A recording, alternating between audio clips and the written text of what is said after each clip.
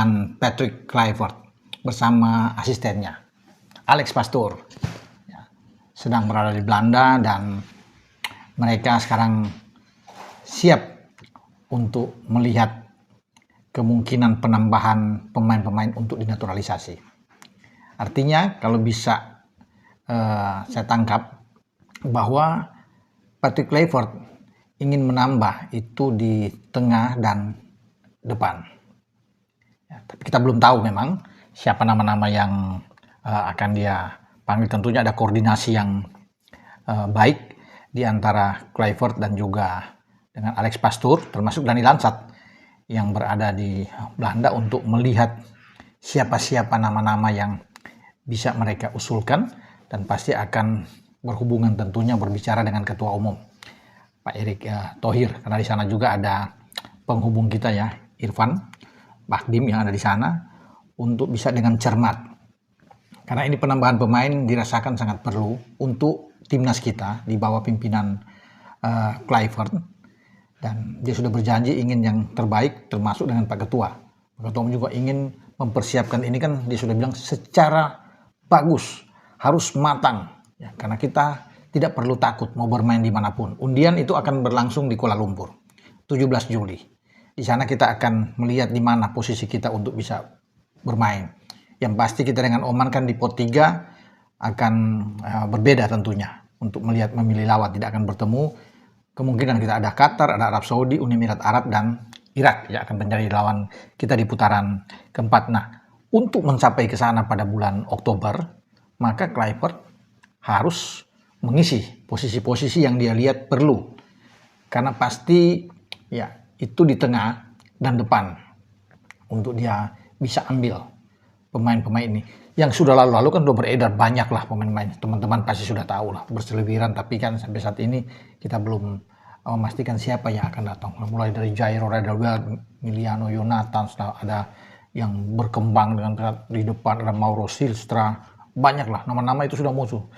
Sandbergen, ada Milion Manhoef, itu luar biasa nama-nama yang udah ada. Ada Ulrich bahkan ya dari Stuttgart itu bisa datangkan ya. Kalau di belakang ada Pascal Struijk, banyak ya teman-teman. Tapi konsentrasi sepertinya ada di tengah dan di depan, karena itu yang dirasakan pos-pos penting untuk bisa mendukung kinerja di tengah ini dan di depan. Itu yang dilihat tidak jalan, baik ketika kalah lawan Australia dan kalah melawan Jepang dengan skor yang sangat telak. Kluivert sudah menukangi tim kita sejak dia datang pada Januari lalu. Ada 4 match, 2 menang, 2 kalah. Kita menang melawan Bahrain dan menang melawan Cina, masing-masing 1-0, tapi kalah sebelumnya itu dengan Australia di Sydney dengan 5-1, dan terakhir dikebuk oleh Jepang dengan 6-0. Kalau lihat dari secara keseluruhan, dia mendapatkan 6 poin dari 4 pertandingan itu, tapi kebobolan banyak. Ada 11 gol yang terjadi di gawang kita ya, dan kita bisa memasukkan 3 gol ya, karena 3 gol itu kan kemenangan kita melawan Bahrain dan Cina, dan 1 gol ketika gol balasan dari Ole Romani di Sydney, dan Ole Romani yang mencetak 3 gol itu. Dan sekarang memang dirasakan perlu untuk di garis depan ini tidak boleh hanya mengandalkan seorang Ole Romani.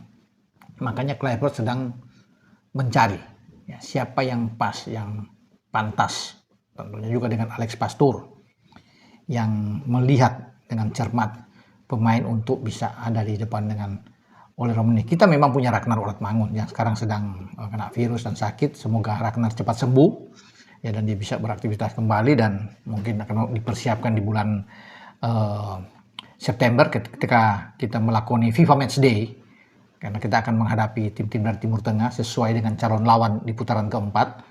Ya sudah kita tahu bersama bahwa Lebanon dan Kuwait yang akan menjadi lawan kita di FIFA Match Day September itu. Nah, makanya di tengah kita kan hanya mengandalkan Joe Pelupesi dan Tom Haye sejauh ini, yang mereka sangat konsisten. Tapi harus ada 1 atau 2 pemain yang memang disiapkan. Oke, kita punya Ivar, kita punya Nathan, tapi dirasakan memang belum cukup. Ya, karena ini penting buat Kluivert untuk menyusun kerangka tim yang baik. Dia sebagai sutradara, dia mempertaruhkan segalanya. Karena kalau kalah, ya tersingkir, habis sudah. kita untuk bisa merajut mimpi ke Piala Dunia.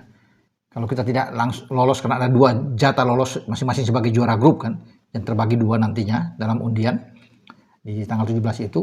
Kalaupun kita runner up, itu akan saling berhadapan, home and away, dan pemenangnya akan bertarung dengan salah satu dari konfederasi lain, entah dari Amerika Latin, dari Afrika lah yang akan muncul, yang kita akan tunggu karena kesempatan ada di situ, dan kita harus memainkan putaran kelima. Memang lebih panjang.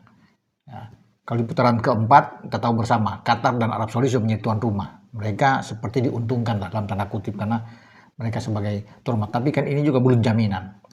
Karena kita punya kekuatan bermain dengan tim-tim dari Timur Tengah, Asia Barat ini bagus. Buktinya kita bisa 2 kali melawan Arab di grup C, Arab tidak pernah menang. Draw di Arab dan kita menang di Jakarta, di GBK. Itu dengan 2-0. Ya. Gol yang diciptakan oleh Marcelino Ferdinand. Kemudian Bahrain, kita draw hampir menang di markas Bahrain, ya, dan 2-2 ada di sana. Kemudian kita menang 1-0 di Jakarta. Jadi itu menjadi dasar bahwa kita lebih enak dibandingkan bertemu dengan ras kuning, mendingan dengan tim-tim dari Timur Tengah ini kita akan dapatkan. Tapi kemungkinan itu kita bisa satu grup dengan Qatar, Irak, atau dengan Arab Saudi, Uni Emirat Arab. Karena kata Pak Ketua, ini lebih enak kalau kita ketemu Arab Saudi dan Uni Emirat Arab.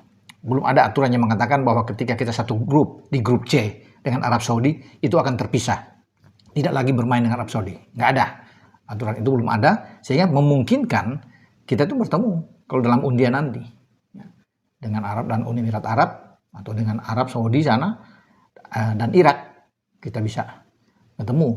Tapi memang sesuai dengan apa yang katakan Pak Ketua, memang bagus kalau kita dengan Uni Emirat Arab dan Arab Saudi, memungkinkan bagi kita untuk bisa membuat kejutan. Dengan saya Bung Ropan.